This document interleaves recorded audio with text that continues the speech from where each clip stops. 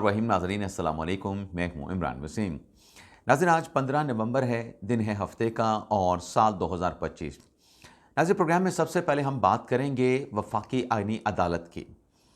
वफाकी आइनी अदालत नाज़रीन, इस पर बात करना इसलिए ज़रूरी है कि ये अपने क़याम से लेके जब तक ये आइनी अदालत मुकम्मल तौर पर फंक्शनल नहीं हो जाती, बहुत सारी हैपनिंग जो है वो आइंदा आने वाले दिनों में आपको देखने और सुनने को मिलेगी। जैसे कि आज आप देख लें कि जो सिंध हाई कोर्ट के जस्टिस हैं के आगा, जिन्हें फेडरल कॉन्स्टिट्यूशनल कोर्ट का जज बनाने का फैसला किया गया है, आज हफ्ते के रोज़ जो है वो के आगा साहब के इस्लामाबाद हाई कोर्ट में तकरीब हल्फ बर्दारी है। जस्टिस अमीनुद्दीन खान साहब जो हैं वो के आगा साहब से हल्फ लेंगे और इसके बाद पीर के दिन जो बलूचिस्तान हाई कोर्ट के चीफ जस्टिस हैं रोज़ी खान और जो लापता अफराद कमीशन के जो सरबराह हैं जस्टिस रिटायर्ड अरशद हुसैन, वो पीर के रोज़ अपने ओहदों का हल्फ उठाएंगे। लेकिन आज एक बात जो गुज़िश्ता रोज़ इस्लामाबाद हाई कोर्ट में देखने को मिली, जब 3 जजेस ने, जिसमें जस्टिस हसन अज़हर रिजवी, जस्टिस आमिर फ़ारूक और जस्टिस अली बाकर नजवी ने, जब फेडरल कॉन्स्टिट्यूशनल कोर्ट के जज का हल्फ उठाया, तो ये आइनी अदालत जो है वो 27वीं आइनी तरमीम के नतीजे में ये तख्लीक हुई है या इसका क़याम अमल में लाया गया है। और ये हुकूमत की सोच है। हुकूमत में पीपल्स पार्टी की सोच भी शामिल है।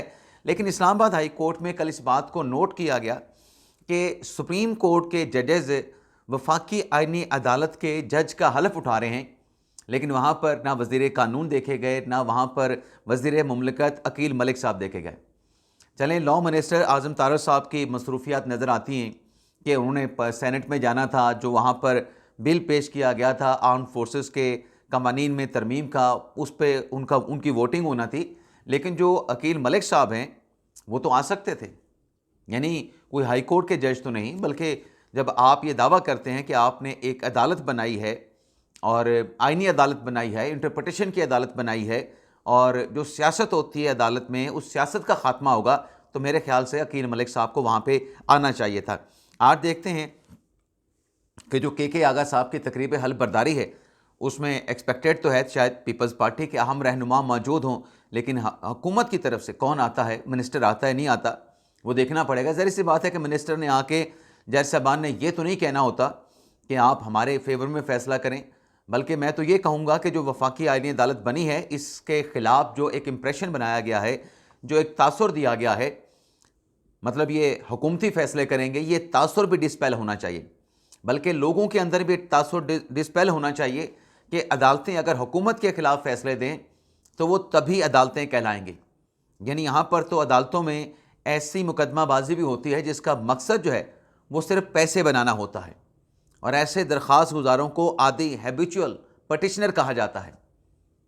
और जैसे मैंने कहा कि इनका मकसद पैसे बनाना होता है, तो मलाइन ऐसे केसेस में अदलियाँ होती हैं, हुकूमतें होती हैं, और जो जेबें हैं वो किसी और की भारी हो जाती हैं, किसी और की जेबें जो है वो गर्म हो जाती हैं। अब इस 27वीं आइनी तरमीम के बाद जो आइनी अदालत बनी है और 2 जज साहबान की तरफ से जो इस्तीफ़ा दिया गया है, आप अपोजिशन अलायंस का अहवाल सुन लें। अब अपोजिशन कहती है कि 27वीं आइनी तरमीम और जो आइनी अदालत बनी है, इसके ख़िलाफ़ हम बायकॉट करेंगे। यौम स्याह का उन्होंने ऐलान किया है। हालांकि अपोजिशन ने अगर 27वीं आइनी तरमीम की मुखालफत करनी थी तो सबसे जो बेहतरीन चांस था, वो कहते हैं मौका आपके हाथ में अगर आए तो फिर उसको गंवाना नहीं चाहिए। आपको वहाँ पे 27वीं आइनी तरमीम की मुखालफत में वोट डालना चाहिए था, और जब आप मुखालफत में वोट नहीं डालते तो फिर तासुर यही जाता है, इम्प्रेशन यही लिया जाता है कि आपकी भी कंसेंट साथ में शामिल है। आप खामोशी से उस इकदाम की हमायत कर रहे हैं जिसका आपने बायकॉट किया है। ये जजेस अपने खतूत में लिखते रहे, मंसूरी शाह साहब लिखते रहे, अतर मिनल्ला साहब लिखते रहे कि 27वीं तरमीम पे याया साहब खामोश हैं तो ये तो हुकूमत का साथ देने के मुतरादिफ है। अगर उसी फार्मूले को यहाँ पे अपोजिशन पे अप्लाई किया जाए तो अपोजिशन ने एक वोट भी मुखालफत में जाके नहीं डाला 27वीं आइनी तरमीम के ख़िलाफ़। ये पीटीआई वाले अपोजिशन की बात कर रहा हूँ।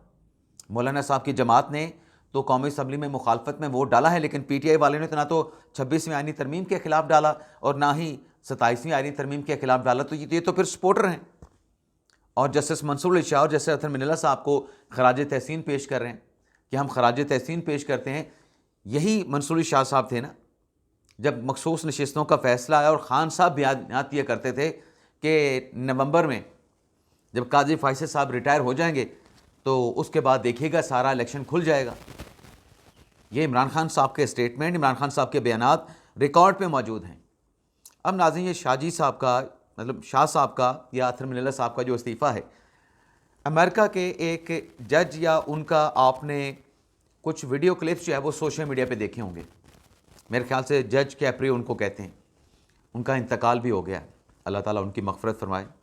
मेरी मालूमात के मुताबिक जो मैंने सोशल मीडिया पे देखा था, आजकल तो सोशल मीडिया पे बहुत ज़्यादा फ़ेक न्यूज़ भी हैं, बल्कि फ़ेक न्यूज़ की भरमार होती है, तो इसलिए मोहतात अंदाज में मेरे अंदाजे के मुताबिक जो मेरा यकीन है कि जस्टिस जो जज कैप्रियोस साहब थे उनका इंतकाल हो चुका है।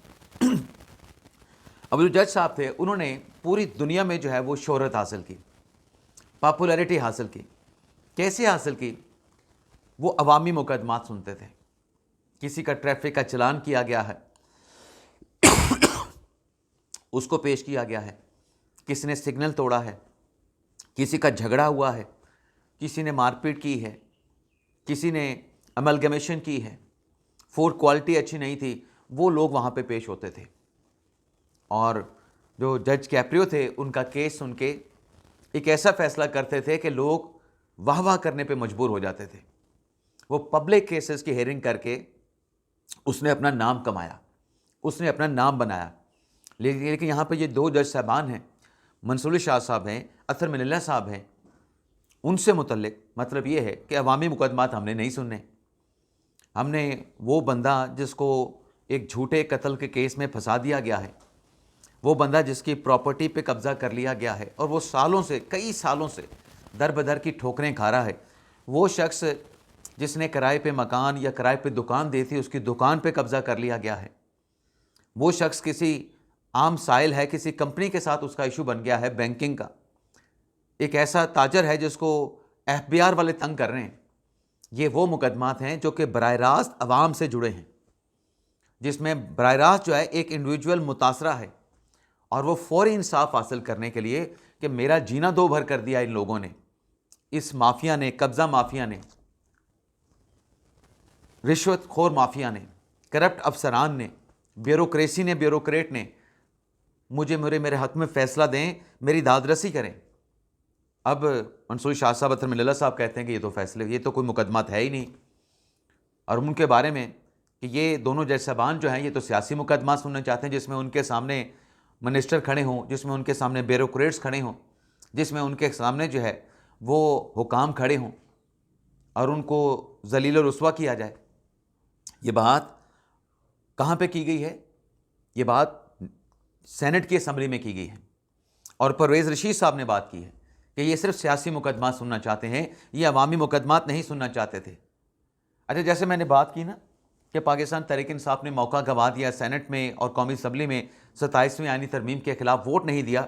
मैं चलें आज दिन में एक और ख़बर आपके साथ में शेयर करूँगा जो तकरीब हल बर्दारी अल इस्लामाबाद हाई कोर्ट में होने जा रही है कि इमरान खान साहब की जमात के जो वकला हैं ना या खान साहब की जो लीगल टीम है उसमें बैरिस्टर जो सलमान सदर साहब हैं उनको छोड़ के बाकी तमाम ऐसे लोग हैं जो पाकिस्तान तहरीक इंसाफ का आइंदा इलेक्शन में टिकट हासिल करना चाहते हैं, जो इमरान खान साहब का आशीर्वाद और इमरान खान के करीब होना चाहते हैं वकील।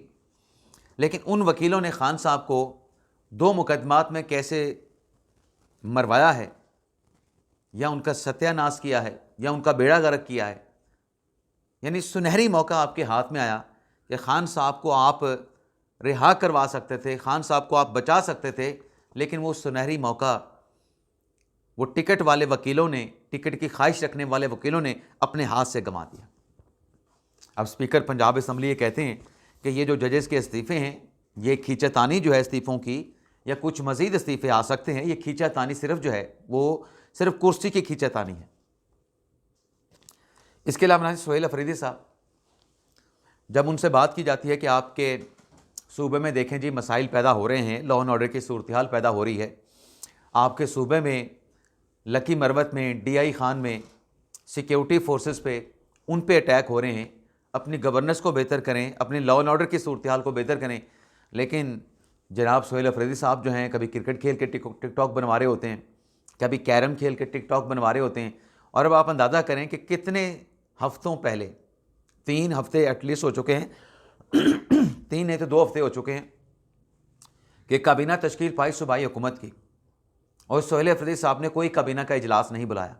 कल जाके 14 नवंबर को पहला उन्होंने अपनी काबीना का इजलास रखा जुमे के दिन, जब जुमे की नमाज की वजह से आपके पास आधा दिन होता है। और आपने उस काबीना के इजलास में क्या फ़ैसला किया? आपने फिर जो है वो पंगा लेने की कोशिश की। क्या फ़ैसला किया गया है काबीना के इजलास में कि जो रेडियो पाकिस्तान पेशावर की इमारत पे जो हमला हुआ है उसकी तहकीकात के लिए कमीशन बनाया जाएगा। कमीशन बनाने का ऐलान कर दिया है। अब बात जो आपसे करनी है कि सूबे के अंदर क्या चल रहा है, सूबे में लॉ एंड ऑर्डर की सूरत हाल आपकी कंट्रोल में है, नहीं है। कई सूबे के ऐसे एरियाज़ हैं, ऐसे स्पॉट्स हैं KPK के, जो असर के बाद वहाँ पे लोकल जो सूबाई इंतज़ामिया है उनका कंट्रोल बाकी नहीं रहता। और आप कहते हैं कि अफ़गानिस्तान के साथ बातचीत करने का हमें मौका दिया जाए, हमें मैंडेट दिया जाए, यानी सूबा आपसे संभाला नहीं जाता, सूबे के मामलात को आप देख नहीं सकते। और फिर आप कहते हैं कि अफ़गानिस्तान से बातचीत करने का आपको मौका दिया जाए। यहाँ पे आप देखें कि वहाँ पे फॉरेन पॉलिसी वफाक का डोमेन है। आप कहते हैं अफ़गानिस्तान के साथ हम बात करेंगे, और यहाँ पे आप देखें कि जो रेडियो पाकिस्तान की इमारत है वो वजारत इत्तलात व नशरियात के डोमेन में आती है। और यहाँ पे जनाब सोहेल अफरीदी साहब अपने सूबे की गवर्नेंस पे तवज्जो देने की बजाय सियासत कर रहे हैं कि रेडियो पाकिस्तान में 9 मई पे जो अटैक हुआ, अब 9 मई का जो अटैक है वो डायरेक्टली किन का मुकदमा है? चलें, रेडियो पाकिस्तान का जो केस है वो तो हो गया वफाकी हुकूमत के अंडर। तो आप वहाँ पे बैठ के फिर ऐसा करें, कोर कमांडर लाहौर पर जो हमला हुआ, वहाँ पे जो तोड़फोड़ हुई, सोहेल अफरीदी साहब उसकी तहकीकात भी करवा लें। ये तो अगले को छेड़ने वाली बात है, जानबूझ के पंगा लेने वाली बात है।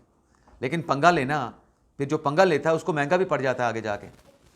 अब आप देखें ना कि सोहेल अफरीदी साहब ने जिस किस्म के बयानात दिए, उनके बयानात के बाद NCCI ने उनके खिलाफ मुकदमा दर्ज किया है। मुतनाज़ा बयान था जिसकी बहुत सारी नामवर शख्सियात ने मजम्मत की है। अच्छा, एक बयान होता है हकीकत पे मबनी होता है, एक बयान होता है हकीकत के करीब तर होता है, एक बयान होता है जो कि चिट्टा यानी सफ़ेद झूठ होता है। अफरीदी साहब का वो बयान सफ़ेद झूठ था। जैसे कहा गया ना PTI के दोस्तों की तरफ से कि जब 9 मई हुआ तो सोहेल अफरीदी तो मौजूद ही नहीं थे लाहौर कोर कमांडर के आगे पीछे, वो तो पेशावर में थे।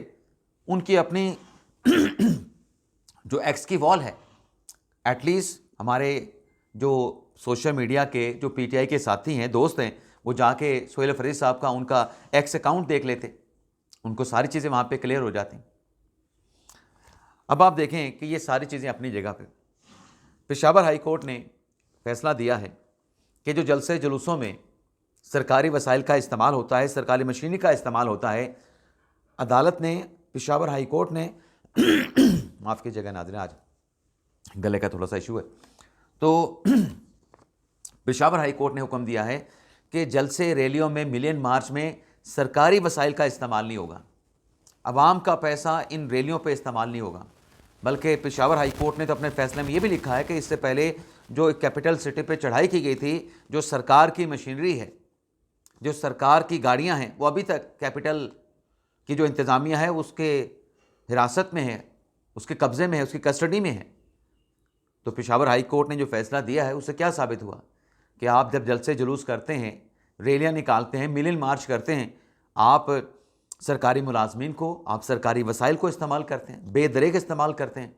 आप तो, आपका जो एजेंडा, आपका जो मंशूर था, इन तमाम चीज़ों को आपने ख़ात्मा करना था, लेकिन ज़ुबान पे आप ट्रांसपेरेंसी की बात करते हैं, आप शफाफियत की बात करते हैं, लेकिन कर आप उससे भी वर्स कर रहे होते हैं जो आप इल्ज़ाम दूसरों पे लगा रहे होते हैं। इसके अलावा नाज़रीन, साबिक सूबाई वज़ीर तैमूर सलीम झगड़ा साहब, जो कि पेशावर से वाशिंगटन DC जाना चाहते थे, डेमोक्रेसी से मुतल्लिक़ कोई तकरीब थी, वहाँ पे उन्होंने इवेंट में, कॉन्फ्रेंस में शिरकत करना थी, लेकिन उन्हें ऑफलोड कर दिया गया, बैरून मुल्क जाने की इजाज़त नहीं दी गई, अदलिया से उन्होंने रुजू किया है।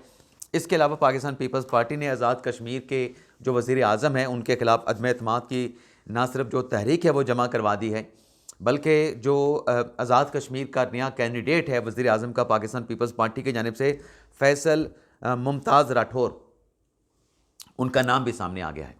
तो ये था नाज़रीन हमारा आज का वीडियो लॉग। इजाज़त चाहते हैं, अल्लाह हाफ़िज़।